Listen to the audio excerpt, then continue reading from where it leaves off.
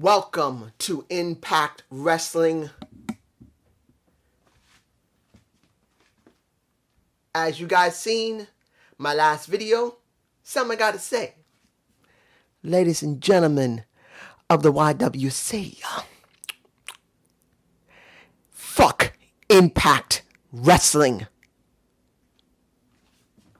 That's what I'm gonna keep saying. Until the partnership of not only AEW is broken, or you see more of Impact on AEW, and New Japan Pro Wrestling. Fuck New Japan Pro Wrestling. Fuck it. I got a lot to say about New Japan. And Kojima, I believe I'm pronouncing his name. That is Kojima. Kojima. I believe that's how it's pronounced. I'm probably wrong.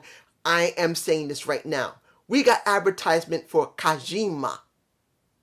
Really? We had El Fantasmo. We got FinJuice.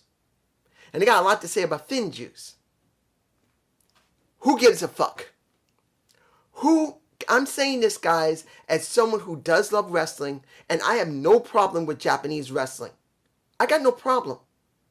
And I'm going to express what I mean about that when it comes to the last match of the night, which made no damn sense. That should have been done at Under Siege.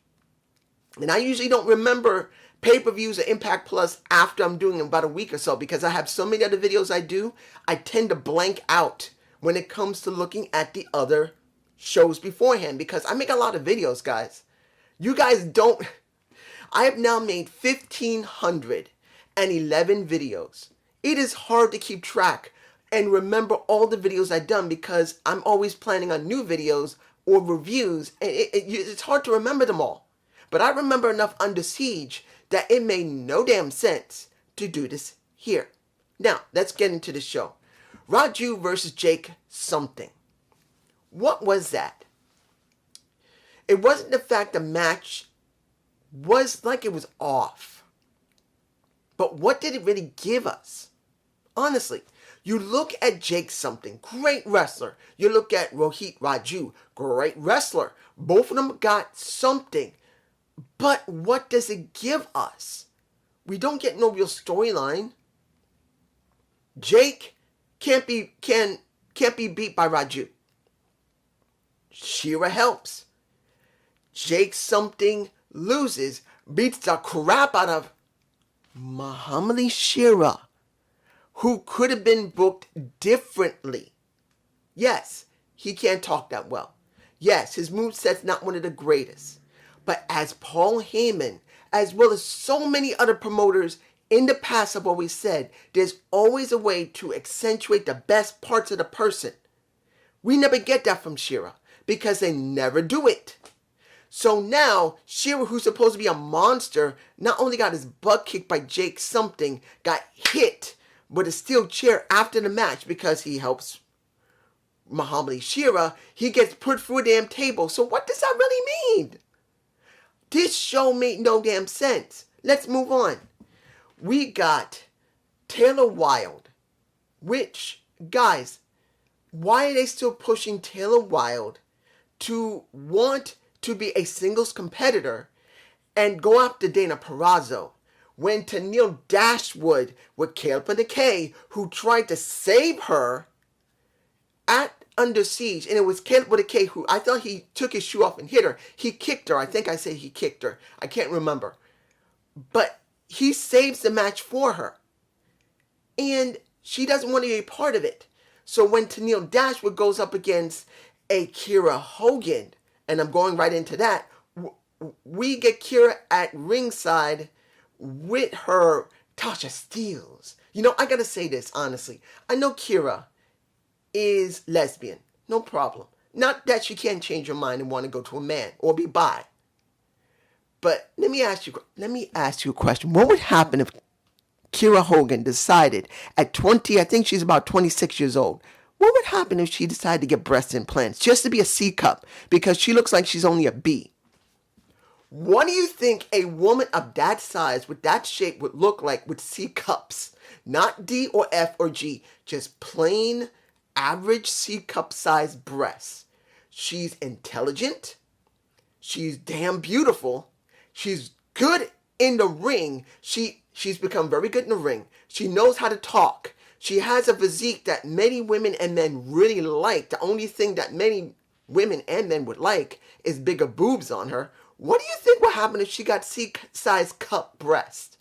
She would be considered perfect for both male and female alike. That is a dangerous combination, honestly. If she did what Paige did or Alexa Bliss and just got her breasts a little bit larger, she would be terrifyingly perfect. She's intelligent, so she knows the business. She knows how to work in the business. She knows, I'm sure, how to politic in the business. And she's got a body that will be destructive. So I wouldn't want to be around her in any promotion when she looks like that. But, taking away from the match, which was fine,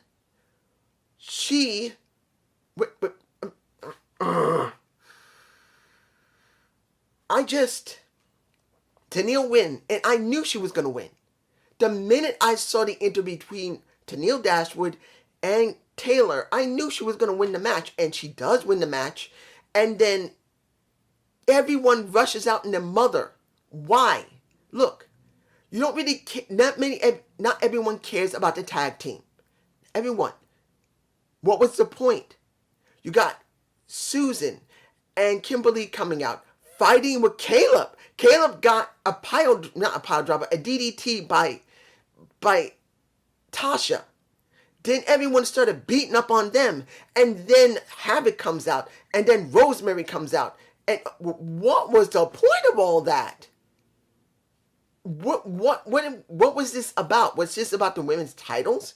Was this to try and get Taylor Wilde to change her mind because everyone in the mother came out and Taylor tried to save Tenille, which made no sense because she doesn't want to work with Tenille.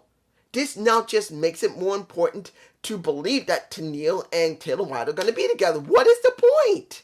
Because we need Taylor Wilde to go after Dana Purrazzo, who was also out there.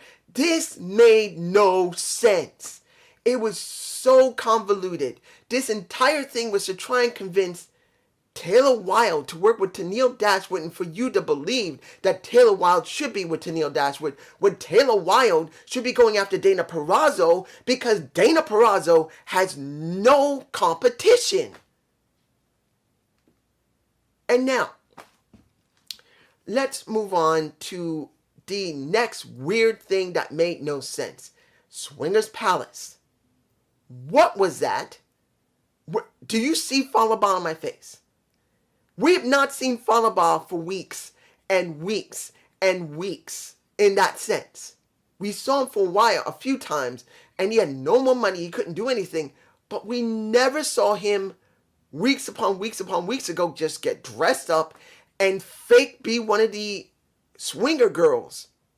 I'm going to show you my face while I burp. I ate something that gave me gas. I'm fine. You see Fallah Bahh dressed as one of the swinger girls. We have never seen it before. TJP's on a roll with his winning in the Swinger Palace. Now all of a sudden you see him basically with Fallah Bahh saying, "Where have you been? What's been going on?" He said, "I had too much debt, so I had to dress up as a woman now. And I have too much debt." So he throws all his money to try and free him, which he does. He gives the money back.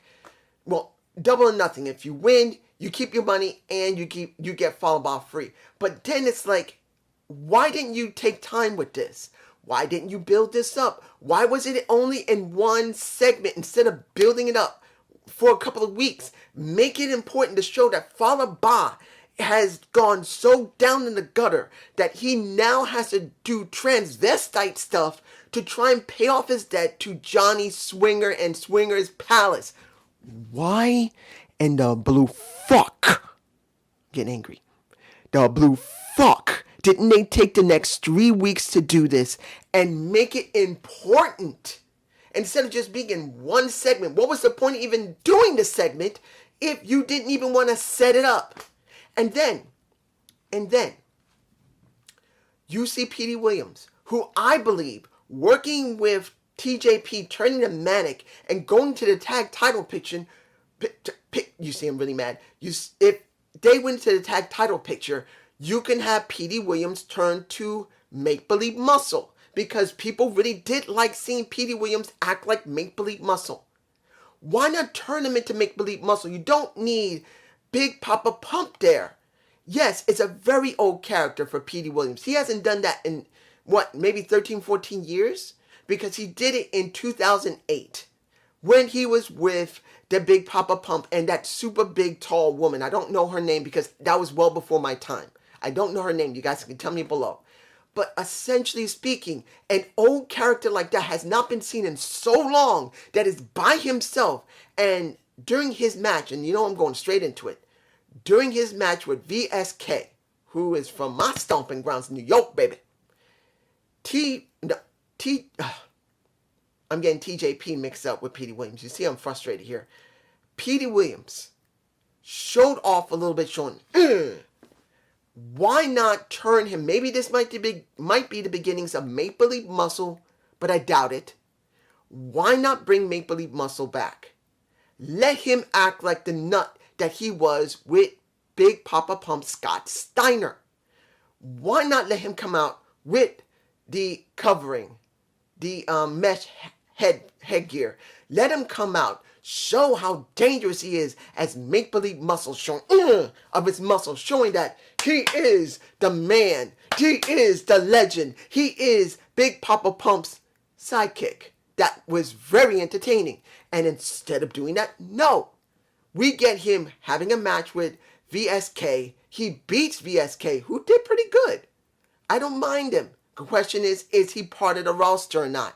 Which he probably isn't. He's probably done a couple of tapings, and we probably will not see him again unless they will do something with him, which I hope. But going back to Swingers Palace, TJP should have been with him. Nope. TJP wants to be with Fallah Bahh, who's being a transvestite to pay off his debt to Swinger.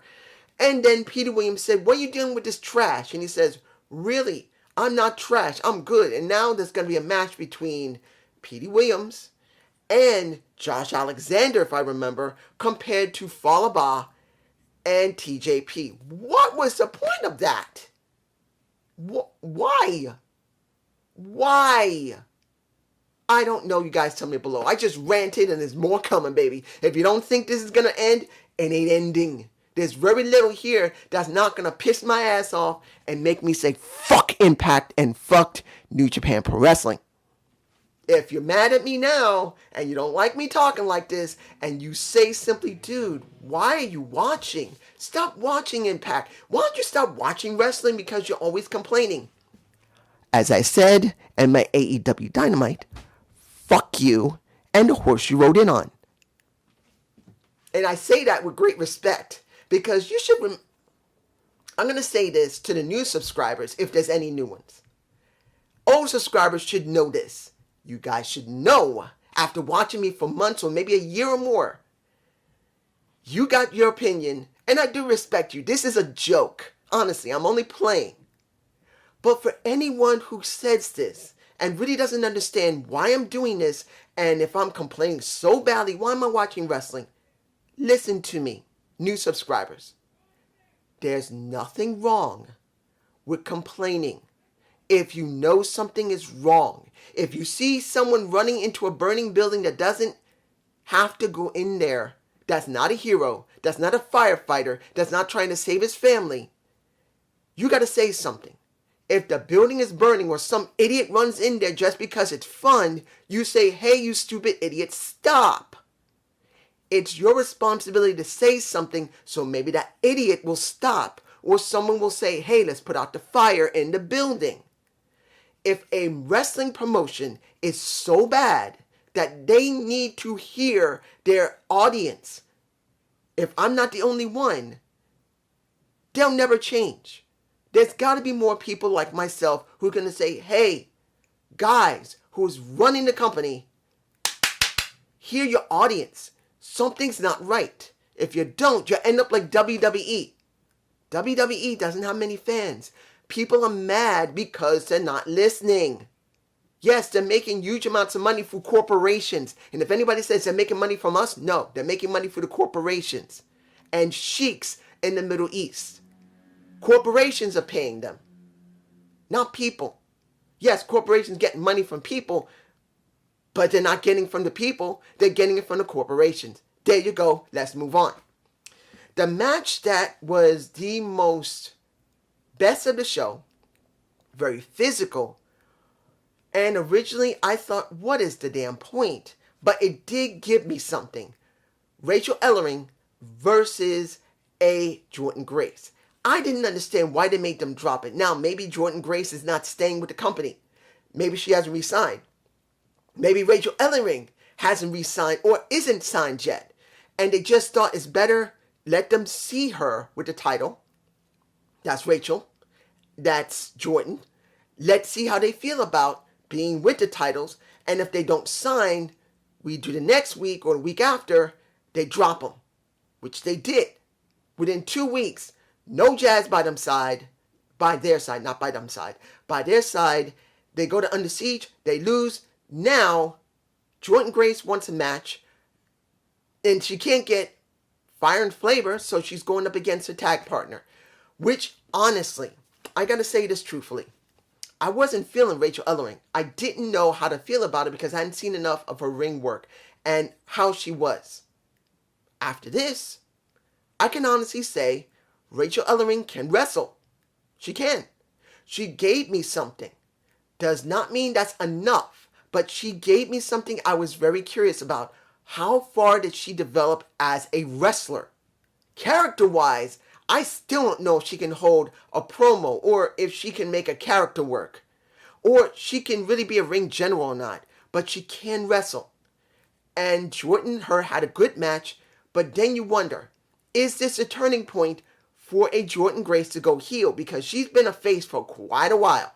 So seeing her get frustrated and angry because she didn't beat Rachel because she lost, this is something good. Now the question is going to be, is Jazz going to appear now and help a Jordynne Grace or Rachel for that matter?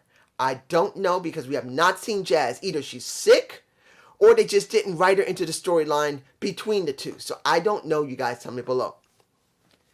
We got, let me see here, Brian Myers beating up on Matt Cardona. If anybody remembers correctly, if they remember me saying during Under Siege, shouldn't it be a stipulation for the match because they feel like they needed it? Now there's going to probably be a stipulation between the two. When it should have happened at the Impact Plus show, which could have given something extra, now they're going to probably do it in the next maybe 2 weeks. I guess. Maybe. Against all odds, maybe they'll finally give them a stipulation that's going to make this feud end because they need something. I'm just saying. You guys tell me below. Okay. Let's get to Moose. Kenny Omega. The Good Brothers and Sami Callihan. This was the best segment of the entire show. Moose comes out and says, you know what? I'm going to respect you, Kenny. I can understand you calling yourself the wrestling god of wrestling. But I'm going to tell you that Titans exist. That in Greek mythology, I can't pronounce it because my teeth are so crooked. Everything, it sounds like a slur right now. Until I get these teeth straightened, you guys don't know how bad the slur is. It pisses me off. But Greek mythology, I hate that slur bit. Seeing that Poseidon, that there's been Poseidon, there's been Ares, there's been all of the Greek gods could never go up against Zeus, and that's actually a Roman god. Is Zeus Greek? Yeah, Greek. It's Jupiter who's Roman, I believe. But no one could beat Zeus. I am Zeus. And then you got Don, as well as Kenny come out and really gave a nice talk. Don trying to piss off a Moose, and Moose making it very clear. after hearing that he wasn't that good in the NFL, you never could get the brass ring. The only thing he was missing, the only thing Don Callis was missing, saying that the only thing you ever had, the only title you ever had was the Impact Grand Championship. How did that feel? That would have really stung. I wish he had done that. He did not say anything about the Impact, the Grand Championship. I wish he had. That would have really pissed off anybody, because that Grand Championship was nothing. Nothing. And that would have really been better than just saying he's never had a title when he should have said that. A joke. Remember that? That's all you had? That's all you've ever had. And that would have been great. But Kenny talking, Kenny making it very clear, you are a monster. But the only thing you need is one thing, and that's a one-winged angel. And Moose is saying, well, do it to me now. And we get the Good Brothers come out. Pretty much this was the best segment, particularly that Sami Callihan came out to help out Moose, which he didn't need it. And the after part, you see Moose say, I didn't need you. But Sami said, I didn't do this for you. They're making a mockery of my company. I don't care who wins against all odds. I'm coming for what is mine. Mine that should be rightfully mine. And actually, let's do a little bit of conspiracy theory, guys. Honestly. When the pandemic happened in real life, we had a champion, Tessa Blanchard. Tessa did not want to work with Impact Wrestling. She was supposed to do vignettes. She did not do them. She refused to work with the company, and they fired her. What should have happened? You want to know what should have happened? The title should have reverted back to Sami Callihan. If they really wanted to make it right, to make this right, Sami Callihan should have regained the title, because they had to strip Tessa Blanchard of the title. They didn't do that. They went and did a damn tournament, which eventually led to Rich Swann. Led to led to Eric Young, which eventually led to a Rich Swann. Should have been a feud between Rich Swann and Sami Callihan for that title later, which really would have made something special, which had never happened. But if you really wanted to make it special, revert it back to Sami Callihan and then let Rich Swann challenge for it instead of Eric Young. It would have been better, honestly. But I can understand where they're going with this. Either Moose or Sami is going after that title. I still think this is too early for Moose. So I truly believe that Moose will probably lose that against all odds. And there's going to be Sami they're going to probably push for Slammiversary. That's what I think might happen. And that's going to piss me off. Because truly the best person to hold that title long term should be Moose. Not taking anything away from Sami Callihan. He deserved to get the damn title back because he let Impact Wrestling and Tessa Blanchard stick a stick up his ass between 2019 and 2020. Because they used him to put over Tessa like crazy. Like crazy. And he gained nothing, and Impact Wrestling gained nothing. So he does deserve to get the title back. But Moose is the right person for now. And if Moose doesn't win it against all odds, and it's going to Sami, it doesn't feel like it's right for Sami to have it, because it should be Moose. Unless Moose, and this is the thing, we don't know if he's re-signing. If this is just the end for Moose, that he wants to go up against a champion and lose there so he would have a reason to leave the company, I can understand it. But Moose should have already had the title since the beginning of last year. Well, this year. And maybe part of last year. Maybe in December he could have gotten the title and they could have stretched it all the way to now, and then if he had to drop it, at least he would have had it before he left the company. I'm just saying. Alright, final. Finn Juice versus Austin and Madman Fulton. It doesn't matter about the match. I didn't expect them to drop it. I didn't. I'm sorry, guys. I didn't expect them to drop it to Ace Austin and Madman Fulton. I expected them to job, and as they said, if they won, they're going right back to Japan. So, they won. And I'm expecting to rant my ass off that they now are going to Japan with the Impact titles, which we never saw. But no, what did they do? You see them in my face. I'm not even going to show the scene of them beating the crap out of them when they handed in the Call Your Shot trophy, which they should have used at Under Siege. They should have used it at Under Siege and bypassed the Good Brothers. They should have bypassed them and used that there where it would have been better. No. They used it within the last 4 to 5 minutes of the broadcast that was on Twitch. And guess what? They won. FinJuice has now been defeated.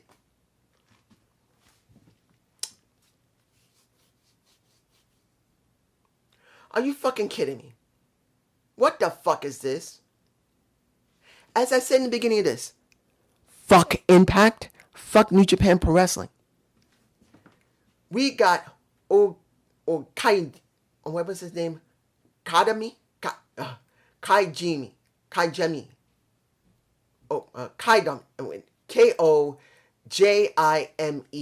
No, M-A. Kaimi. I'm so angry right now. I had it. How did I pronounce it? Kojami. If I'm pronouncing it wrong again, Kajami. When I'm angry, I botch. Guys, do you now understand why I say fuck Impact? I still love it. And they had some good stuff here, but it's so many questions because of possible contracts expiring or no resigning that shows that Impact Wrestling should be to blame here. Blame them. Kaijami and FinJuice and El Phantasmo. What did we get? When FinJuice went to New Japan Pro Wrestling, did we ever see a match at New Japan Pro Wrestling? No. You know what we used to do? Calm down. When we had Pro Wrestling Noah, and when it came to Eddie Edwards, guess what? At least you did actually see him winning the title over there. When they won their title. At least we got a chance to see him fight for their title and bring it to Impact Wrestling. When did we actually see anything from New Japan Pro Wrestling? When are we actually going to see a New Japan Pro Wrestling champion there? AEW got the New Japan Pro Wrestling US title. And we got to see that match with Moxley. But here, no. Does it matter they got legends there or people that are hot if we've never seen them? El Phantasmo, we know nothing of him. We only saw one small snippet. We never heard from him. We never heard his voice. We never seen him. One match from him and nothing. Now, Kaijami, we're going to see him maybe once or twice. And that's it. Unless he's coming from New Japan Pro Wrestling to join Impact, it means nothing. We got no context. Where is the cooperation between New Japan and Impact Wrestling? Where is the cooperation between AEW and Impact Wrestling? Nothing. Again, Impact has now gone into 2 partnerships at the same time. You got Impact here, you got New Japan here, and you got AEW there. A sandwich where my head is in my hands. And they have gained nothing. If you keep saying that New Japan is the problem or AEW is the problem, stupid. Not that you're stupid. It's stupid that you have to think like that. Not because you're stupid. It's because Impact caused this. It makes no difference what they say or how they act. Why in the blue fuck? Again, Impact has gone into a partnership with another promotion where they gain nothing. Nothing. This is not the first time, guys. Think about it for a minute. Before you leave a comment below, think about what I'm saying. How many times in 5 years has Impact worked, or even 8 years, has Impact worked with at least a dozen or more companies, and they never gain anything? Never. Yes, they filmed in their promotions, but what did it give them? What? Right now, you've now had 4 stars from New Japan Pro Wrestling. You had 2 guys from New Japan who are now your tag champions who just dropped their titles, and when they were gone for a month, we never saw them defend it. We never saw Finjuice defend at New Japan with the Impact titles. It makes no difference how much of a reach Impact gets if none of the fans see it. What a joke. Really? The thing just clicked over. This really? I am angry. Guys, I still love Impact. And there are things still that are good on the show.